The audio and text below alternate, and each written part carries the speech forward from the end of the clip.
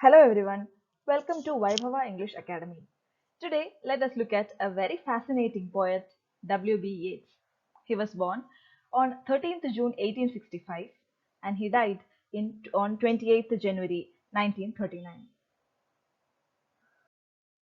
W B Yeats was an Irish poet and a dramatist. W. H. Auden, who himself is a great poet, writes about W. B. Yeats as in 1988 he has published his appreciation about W. B. Yeats in Kenyon Review essay entitled Yeats as an Example. He says Yeats accepted the modern necessity of having to make a lonely and deliberate choice of principles and presuppositions in terms of which made sense of his experience. Unquote. W. B. Yeats was awarded the Nobel Prize in Literature in 1923. Please note, W. B. Yeats was awarded for, this particular quote from the Nobel Prize in Literature.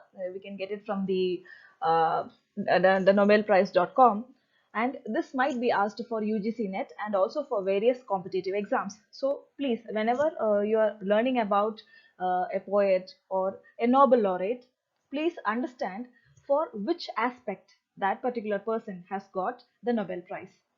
So coming to W. B. Yeats, he was awarded Nobel Prize for his always inspired poetry, which is a highly artistic form, gives expression to the spirit of a whole nation. Unquote. His major works are The Tower and Words for Music, perhaps, and other poems, which was published in 1932. We must understand that the Tower, in this particular work, he has given his own definitions that we would be discussing later, like the concept of Gyres and the concept of the moon and moon's cycle. Moving on. Yeats was a mystic and also he experimented with various forms of writing. We can see a lot of symbols, a lot of myth that is embedded in his poetry. And yet another aspect of his writing is automatic writing. Yeats continued to explore mysticism. So after his wedding, what he did was he and his wife started something called automatic writing. That means they would write whatever comes to their mind without even thinking, without any logic, they keep on writing. After doing this, they come to find some pattern. So this particular automatic writing, that is writing from the subconscious, the writing might not be related to each other, they might not be consciously thinking, but then they would be continuously writing, and from that he found out some symbols. Yeats and his wife held more than 400 sessions of automatic writing, producing nearly 4,000 pages that Yeats avidly and patiently studied and organized. So, as a result of this automatic writing, he comes to understand the history of so many eras in the forms of Gyres and also the 12 phases of moon. Coming to the concept of gyre, as we can see on the picture, it is like it is a form of inverted cone, and these inverted cone intermingle with other cones, thereby forming different structures. From the automatic writing sessions, Yeats formulated theories about life and history. He believed that certain patterns existed, the most important being what he called gyres, interpenetrating cones representing mixtures of opposites of both a personal and historical nature. He contended that gyres were initiated by the divine impregnation of mortal women. So, while analyzing this gyres, he has given, as students of literature, we must understand two things. Yeats says that one, these gyres are associated with the impregnation of immortal women. So not immortal, sorry, mortal women. Okay, that he says. And also he says when we associate it with history, major developments happen once in 1,000 years. So a gyre consists of a gyre's span, we can say, is 2,000 years, and the half of it would be 1,000 years. So Yeats believed that significant came to human civilization once in 1,000 years. Yeats found that which within each 2000-year era, emblematic movements occurred at the midpoints of the 1000-year halves. At these moments of balance, he believed a civilization could achieve special excellence, and Yeats cited as examples the splendor of Athens. Athens became very successful at 500 BC, and Byzantium, which is Constantinople, uh, that reached its glory in 500 AD, and the Italian Renaissance took place in 1500 AD. So these are the things that he gives us examples. That is just one part when we are analyzing this gyre as a historical process. Now, initially I mentioned there is yet another perspective of looking at these gyres. Yeats also said that the mortal women were impregnated at the meeting points of these gyres, that is every 1000 years. He contended that Gyres were initiated by divine impregnation of mortal women. First, rape of Leda by Zeus. As a result, Helen of Troy was born.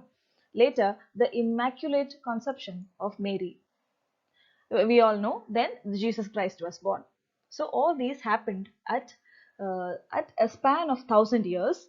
That means which is half of a gyre. When we think about gyre, it consists of nearly 2000 years. Okay, I hope this is clear. Now moving to the next important concept or formula which was developed by W B Yeats. That is 28-day lunar cycle. We all know moon's cycle. There would be a full moon, and later after 28 days we can find a new moon, and this cycle keeps on going. So Yeats identifies this cycle with the growth and development of human beings as well. A child is born, the child develops, grows, reaches his adulthood, reaches his maturity, and later in his old age he dies. Similar, so that is very much similar to moon's lunar cycle. Yeats simplified historical cycles to a 28-day lunar cycle, contending that physical existence grows steadily until it reaches a maximum at the full moon. In the remaining half of the cycle, physical existence gradually falls away until it disappears completely at the new moon, whereupon the cycle begins again. Applying to this pattern, both to historical eras and to individuals' lives, Yeats observed that a person completes the phase as he advances from birth to maturity and declines towards death. Yeats published his intricate and not completely systematic theories of personality and history in his work called A Vision, 1925, which is very famous. When we are talking about Yeats, we must be sure about these concepts which he mentioned in his work called Vision, which was written in 1925 and it was revised in 1937. In this particular work, he has given the symbolic patterns like gyres and moon phases. They also provide the important background to many poems. Like, for example, if we take the poem The Second Coming. In The Second Coming, he explains about the gyres and what happens when the falcon is there, falcon cannot hear the falconer, what happens, things fall apart, and all. Okay. Now, when I'm giving you a taste of Yeats, it is my responsibility to introduce you some of his beautiful poems. I'm just giving you a taste of the great majestic personality of W B Yeats. So hereafter, I would be discussing some prominent points from some of his poems. Each poem, so let me remind you that each of this poem can be understood in great detail, and a lot many researches have been done to understand these poems and also to understand the symbolic and the mystic features that are embedded in these poems. Here I am just giving you a rough introduction to one of the gems written by W B Yeats, and one of them is A Prayer for My Daughter, which was published in 1921. In 1917, W. B. Yeats married Georgie Hyde Lees, and their daughter Anne was born on February 1919. Yeats wrote this poem 2 days after Anne's birth while staying in the Tower at Thur Valley during the Irish War of Independence. The poem consists of uh, 10 8-line stanzas, and it focuses on the daughter, his ideas, Yeats's ideas about his daughter who must live in a world of violence and anarchy. We must remember that Yeats lived during Yeats, if we look at the Yeats's lifespan, we can see that he lived during the Second World War and also during Irish Revolution. That means he was living in a violent times. That was not peaceful times for him.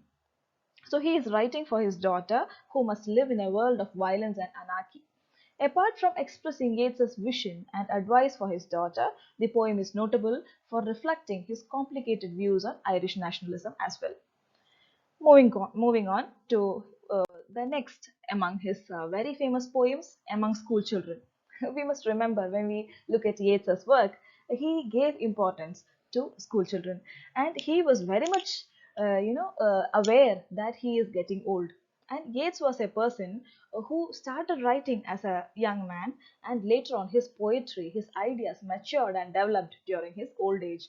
So old age for him was also a very creative period among school children is inspired by a visit made by Yeats as a 60-year-old senator to a convent school in Waterford, Ireland in February 1926. The poem consists of 8 stanzas of 8 lines. It begins by describing his visit to school and its children, but quickly the speaker turns to his inward thoughts. He thinks of his muse Maud Gonne, how she was young and how she must be now. He then turns to analyzing his present condition in old age and the value of life itself.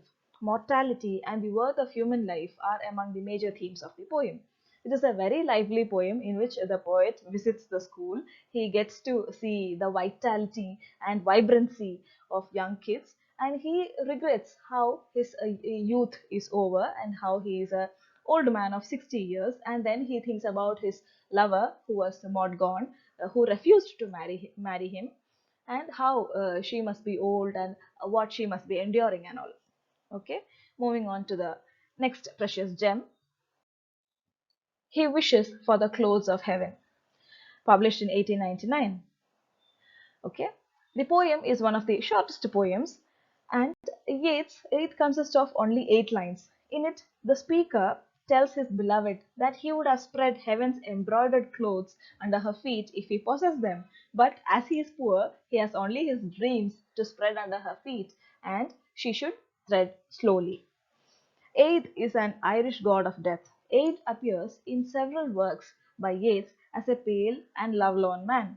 Eid in this poem is Yeats himself, who is expressing his feelings for his lover Maud Gonne. Okay, this is a very short and simple poem, yet very effective. Moving on to yet another poem, and one of the, you can say, the myth is just sculpted into the poem, Leda and the Swan. This was published in 1928. In Greek mythology, Leda was a princess of Aetolia who became the wife of King Tyndareus of Sparta. Zeus, we all know Zeus is the king of gods. He was attracted to Leda's beauty. He took the guise of a swan and raped her on the same night she slept with her husband. Based on this myth, the poem by Yeats describes the rape of Leda by Zeus in the form of a swan. It is written in the form of Petrarchan sonnet and combines psychological realism with mystic vision. Leda and the Swan is one of the most famous poems of Yeats's 1928 collection, The Tower. If you happen to read this poem, you can see the sensual appreciation of uh, of the act that is described or pen pictured in the poem. This particular poem received several critical appreciation because of the outward or the explicit expression of the incident. We all know, as a result of Leda and Zeus and of this incident, Helen was born. Leda gave birth to 2 eggs. One was Helen, and we all know the rest of the story of Troy. Yes, of the Trojan War. Okay, so moving on to the next poem. Before that, let me tell you, W B Yeats has a special fascination towards swans. Swans stand for mysticism. They also stand for grace and beauty. Yeats has written yet another poem, The Wild Swans at Cool. That is again a very much a refreshing poem, and that gives insight into the conflict between man and nature. Moving on, The Stolen Child. The Stolen Child was published in 1889. This was written when Yeats was just 21 years old, and The Stolen Child finds mention in the collection called The Wanderings of Oisin and Other Poems, and is regarded as one of important early works of W B Yeats. Yeats had a great interest in Irish mythology, and the poem is based on Irish legends. In this particular poem, a human child is being enchanted into a wonderful fairyland away from the real world. So, real world, the poet says that, is full of weeping than the child could understand. The prominent theme of this poem is the loss of innocence in the modern world. We all know when a child is born, that child is innocent. But when he grows in this deceitful world, the innocence leaves him, and he might be corrupted by the corrupted ways of the world. Moving on to the next poem, When You Are Old. This was published in 1892.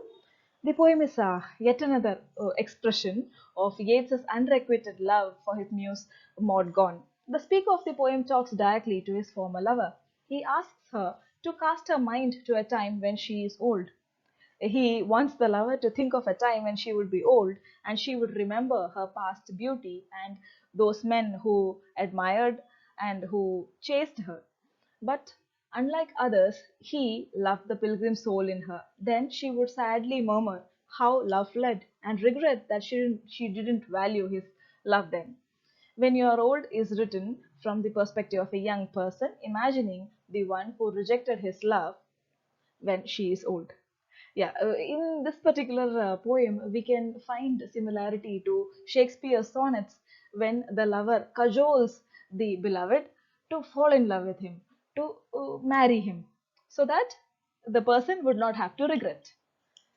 Moving on to the next poem.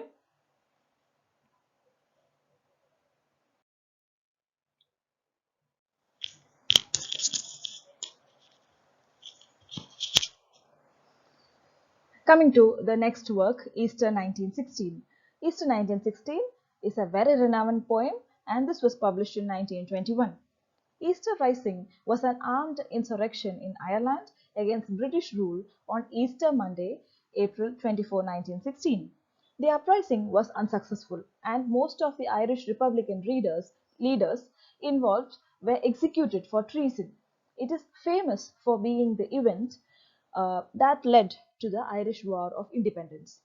Though Yeats was against violence, as mentioned, as a means to achieve Irish independence, he was shocked at the executions of the revolutionaries and understood their contribution to the greater national cause. He wrote this poem to commemorate the martyrs of the Easter Rising. It is best known literary work to come out of an event, and its line, "Its terrible beauty is born," is one of the most famous lines in modern poetry. We all know whenever Yeats's name is uttered, the next question or the next idea that comes to our mind would be Easter 19. We all know this particular person is very much personal for him, an intimate feeling for him because one of the persons who died was Maud Gonne's husband. And he had a sort of personal rivalry with that person. But then, when that person laid his life for the country, Yeats had to appreciate him. Okay, and for the people who are preparing for various competitive exams and also for UGC net, please take note of these four martyrs whom Yeats has immortalized through his poetry. Okay, while coming to the end of the poem, Yeats resigns to commemorating the names of those fallen revolutionary figures. They were Thomas Macdaw, John McBride, James Connolly, and Patrick Pearse as eternal heroes of the Irish Republican movement. Moving to the next poetry, that is Sailing to Byzantium. Please note all these works are very famous works by Yeats, and all these contain the mysticism, the symbols, and most importantly, whenever a question setter thinks about Yeats, all these poems come to that particular person's mind as well. Therefore, you can expect questions from all these poems. Sailing to Byzantium was published in 1928. In the words of Yeats, Byzantium was the center of European civilization and the source of its spiritual philosophy, and hence he symbolized the search for spiritual life by a journey to that city in this poem. Okay, the speaker of the poem lives in a country of the young which neglect the old. Therefore, the old people think that they cannot survive in the present country. They have to move to a greater city called Byzantium. His solution is to travel to the holy city of Byzantium, where he hopes the sages will take him away from his body into the artifice of eternity. Sailing to Byzantium uses a journey as a metaphor to Byzantium for spiritual journey. It is considered one of the best works of Yeats. Okay, and this particular poem, Sailing to Byzantium, also finds mention in his collection called The Tower. Moving on. The next poem is Lake Isle of Innisfree. This was published in 1890. Isle of Innisfree is an uninhabited island within Log Hill in County Sligo, Ireland. Sligo was Yeats's mother's place, which he loved and cherished very much. This was a place where Yeats spent his summers as a child. In this short poem of 3 stanzas of 4 lines, the speaker, who is residing in an urban city, yearns to return to peace and serenity of Innisfree. The poem is notable as being a famous work of Irish literary revival movement, which aimed to create distinct art and literature that was Irish in origin rather than one that adhered to the standards set by English. So, as we can see, Yeats was one of the prominent members of Irish literary revival. He connecting to his own village in Ireland was a form of a revolutionary step, we can say. This is one of the very famous poems, but simple and short one. Moving on to the next. Now coming to the last poem of this analysis, throughout this time I was telling you of the greatness of W B Yeats, and the second coming is one of the very famous and very renowned poems written by W B Yeats. It was published in 1920. The poem was written at the end of First World War and at the beginning of Irish War of Independence. Yeats uses the Christian imagery regarding apocalypse and second coming to describe the atmosphere of the post-war Europe. We all know apocalypse means that is the end of the world. It is believed that the world, after each era, uh, maybe after some 2000 or 5000 years, an era comes to an end. And that end happens through apocalypse. There might be destruction by fire or water. It is usually believed. So that's apocalypse means end of the world. And second coming refers to the birth of Jesus Christ, who was the savior of man. Now, the poet employs an irony here. When Jesus Christ was born, he was the savior of man. He led, the poor, the disabled people, or the trauma struck people into eternal peace. The poet Yeats, who belongs to this war period, who has seen the First World War and also who has witnessed the Irish Revolution, believes that if ever a second coming happens, it won't be a savior, but then it would be a beast. The speaker gives an account of anarchy and violence in the world and then uses it as a sign to indicate that the second coming is at hand. He concludes with a prophecy that a rough beast is on its way to Bethlehem, the birthplace of Christ to be born into this world. The second coming is regarded as one of the most important works of modernist poetry. Now coming to this second coming, this is very famous. Whenever you speak of Yeats, it is it is understood that you must have read the second coming. Therefore, I quote the most famous lines of this poem. I quote, "Turning and turning in the widening gyre, the falcon cannot hear the falconer. Things fall apart and central cannot hold.